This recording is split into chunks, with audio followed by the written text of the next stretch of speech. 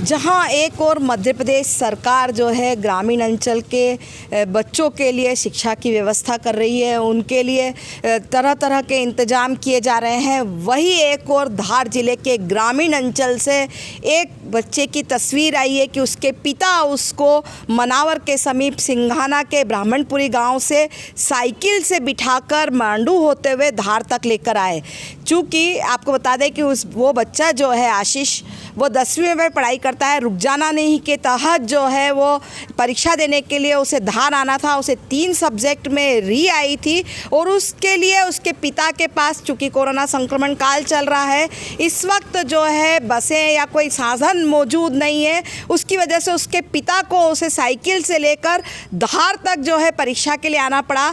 आपको बता दें कि एक और जहां सरकार लगातार प्रयास कर रही है कि बच्चे स्कूल जाएं, बच्चे पढ़ें, बच्चे आगे बढ़ें, वही दूसरी ओर लॉकडाउन की वजह से इस तरह की परिस्थितियां आदिवासी अंचलों में बन रही है कि बच्चे जो हैं परीक्षा स्थल तक जाने के लिए कड़ा संघर्ष कर रहे हैं। उनके माता पिता जो है कड़ा संघर्ष कर रहे हैं। आपको बता दें कि हमने उसके पिता से भी बात की। उनका कहना पड़ता है कि वो मजदूरी कर रहे हैं और मजदूरी करने में उनके पास इतना पैसा नहीं होता है कि वो कोई वाहन करके आते। किसी ने उनकी कोई मदद नहीं की, इसीलिए वो क्या करते, उनके बच्चे को कुछ बनाना है तो वे परीक्षा दिलाने के लिए साइकिल से जो है वो सिंघाना के समीप ब्राह्मणपुरी गांव से निकले और तकरीबन वो दोपहर में 12 बजे निकले और वो रात जो इन्होंने मांडू में विश्राम किया। उसके बाद वह सुबह वापस मांडू से धार पहुंचे हैं और उन्होंने अपने बच्चे को जो है यहाँ पर परीक्षा दिलवाई है।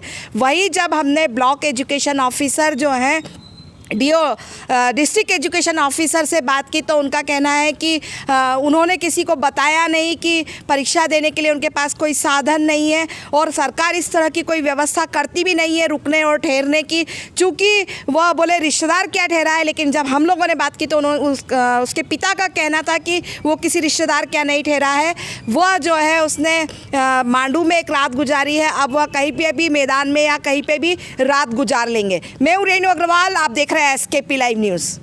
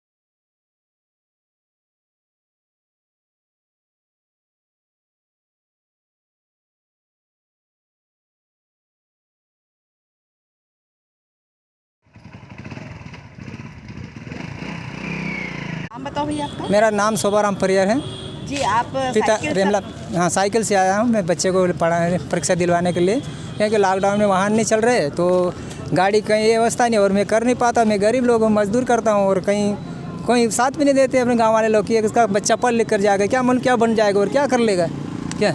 इसीलिए फिर क्या कर उसकी साइकिल से आए। कब चले थे वहाँ से? 12 बजे दिन को निकले तो रात रुके मांडो में और वहाँ से फिर यहाँ रवाना हुए तो 5 के आसपास में आ गए। खाने पीने का क्या किया? खाना पीने का तो ये साथ में लाए, थोड़ा बना के परोठा मरोठ बना के लिए तो खा लिया, जैसे तैसे टाइम पास कर दिए। काय की परीक्षा थी आपके? ये 10वीं की परीक्षा रुक जाना में। अच्छा। हाँ। तो उसमें कितने सब्जेक्ट में बच्चे? 3 में है। तो आप यहाँ पे कैसे रुके हुए हैं? अब ऐसे परीक्षा दिलवाने के लिए रुके हैं। साहब लोगों ने कोई आश्वासन वगैरह दी थी, किसी से बात हुई थी? नहीं, किसी से बात ही नहीं करी। किसको हम जानते कि कौन से क्या आप लोग मदद कर सकेंगे। सिर्फ परीक्षा दिलवाने के लिए आ गए। कितने घंटे साइकिल चलाई आपने? अभी जो ना वहाँ से निकले तो कितने घंटे हो गए। अब जब 12 बजे से जब निकला तो 12 के आसपास में 9-10 बजे के आसपास तो मांडो बाग पहुँचे होंगे। वहाँ से फिर सुबह रवाना हुए तो 3-4 घंटे के आसपास में इधर हो गए धार। नाम बता दो आपका। मेरा नाम शोभाराम परियार, पिता रेमला परियार। और बच्चे का? बच्चा का नाम आशीष, पिता शोभाराम। कौन सा गांव से? ये बैडीपुरा ब्राह्मणी सिंगाना के पास में है, मनावरती से, धार जिला। साइकिल से यहाँ से आए और यहाँ धार तक आए और फिर उसके खाने के सामान भी साथ में लेकर आए और मेरी परीक्षा हो गई? परीक्षा हो गई? हाँ अब 2 हो गई। आय के विषय में पूरा कही थी बेटा। सामाजिक विज्ञान गणित। पापा क्या करते हैं आपके? पापा मजदूरी। अच्छा, तो ऐसी क्या ज़रूरत पड़ गई कि साइकिल से आना पड़ा आपको? बस ही नहीं चलती इसलिए। अच्छा, क्या बनना चाहते हो आप? हाँ क्या बनना चाहते हो बड़े होके? पढ़े लिख के क्या बनना चाहते हो? कहीं बन जाएंगे। हैं?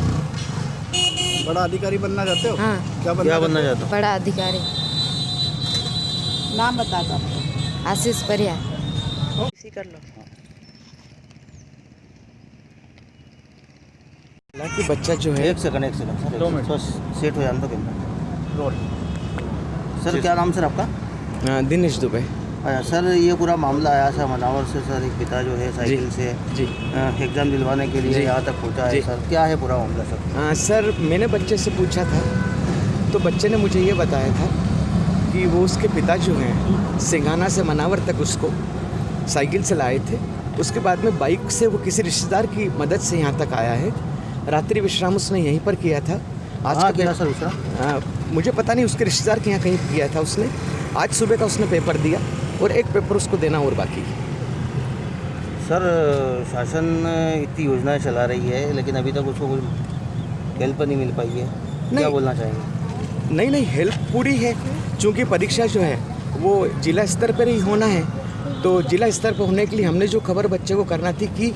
लेकिन अगर बच्चे को कोई समस्या थी तो वो हमारे किसी शिक्षक से संपर्क कर सकता था, हमारे बीओ से संपर्क कर सकता था, मुझे फ़ोन कर सकता था। हम उसकी बराबर मदद करते थे।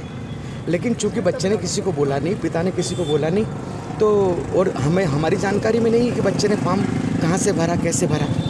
अगर वो हमसे किसी सहायता की अपेक्षा रखता, हम जरूर पूरी करते उसको। अच्छा सर, अब ये पूरा मामला सामने आया है तो अब क्या मदद करेंगे सर आप? अच्छे से उसकी परीक्षा दिलवाएंगे और अच्छा वातावरण उसको परीक्षा का ये देंगे, परीक्षा देगा और हमारी शुभकामनाएं कि वो परीक्षा पास सर, कर। उसके ठहरने और खाने पीने की कोई व्यवस्था? नहीं, ये हमारे क्षेत्र में नहीं है। हमारा काम उसकी परीक्षा लेना है और परीक्षा लेके उसको यथायोग्य जो है विदा कर रहा है। सर, विभाग की तरफ से अगर किसी बच्चे की पूरा परीक्षा आती है तो उसको पहले बताया जाता है कि अगर आपके पास आने का साधन नहीं है तो विभाग द्वारा कराया जाएगा? नहीं, ऐसा नहीं। ये बच्चे की अपनी जिम्मेदारी है कि वो नियत परीक्षा केंद्र के ऊपर पहुंचे। हमारा काम उसकी परीक्षा लेना। मतलब कुल मिला के विभाग की लापरवाही है? नहीं, कोई लापरवाही नहीं। दिख ही रहा है ना। हजारों बच्चे परीक्षा दे रहे हैं, अपने साधनों से आते हैं, परीक्षा देते हैं। ठीक।